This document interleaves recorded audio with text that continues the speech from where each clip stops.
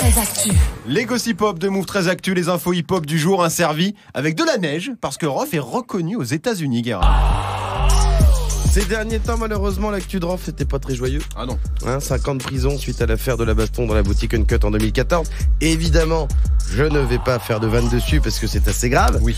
Et puis c'est pas comme si je me faisais insulter régulièrement pour les fans de Housni sur les réseaux. Donc tant que vous inquiétez pas, je vais parler d'un truc joyeux. C'est le compte Instagram Kunta Kinte qui a sorti l'info assez prestige. ROH2F est mis à l'honneur aux États-Unis. Une de ses photos est exposée dans le très prestigieux Musée de la culture afro-américaine de Washington. C'est la classe, mais c'est une expo genre sur lui?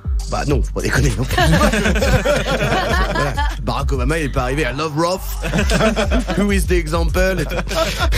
C'est une photo de lui qui a été prise en 2011 pendant le tournoi de basket K54 devant la Tour Eiffel. Ouais. Il a fait un gros show à l'époque, tout le monde s'en souvient. Et donc c'est cette photo qui est exposée dans la partie qui illustre l'influence de la culture afro-américaine dans le monde, qui va donc de l'amour des jazzmen noirs pour l'Europe, d'accord, à Roth à K54. Ah ouais, okay, c'est ça. Okay. C'est pas forcément immédiat, mais, voilà. Mais c'est la classe parce que Roth c'est quand même un des plus 5, c'est dans le top 5 des plus grands rappeurs de l'histoire de France. Ah oui. 2 millions d'albums bicravés quasiment en carrière, et encore il aurait pu en vendre 3 fois plus, mais il n'y a pas pu à cause de la neige.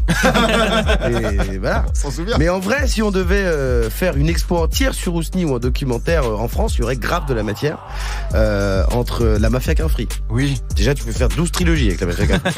La prison, les classiques comme La fierté des nôtres, Le code de l'honneur, et bien sûr, un des plus grands chefs-d'œuvre de Rof, la vidéo Bouscapé, où il s'énerve après tout le rap français en parlant de son Porsche Cayenne à 65 000, tout en creusant un trou dans du sable avec une pelle. Rien que ça, c'est respect à vie. Et mine de rien, c'est encore une preuve que le rap français s'impose à l'international. Bah oui, hier je parlais du succès de PNL, de Nekfeu et de plusieurs d'ailleurs de nos beatmakers. Quelle période pour le rap français, mes amis. Qui l'aurait cru? Souvenez-vous, l'été dernier, c'était pas gagné. On a commencé quand même avec Gims qui faisait des incantations vaudou sur Booba. Il y a 3 jours, j'ai fait une invocation, j'ai prié. J'ai demandé à H. McDonald de prier, ma femme aussi elle a prié. J'ai demandé l'anéantissement de Booba. Évidemment, l'explosion, c'est moi qui l'ai Oui. Il ne fait pas aussi bien le bruit avec la bouche.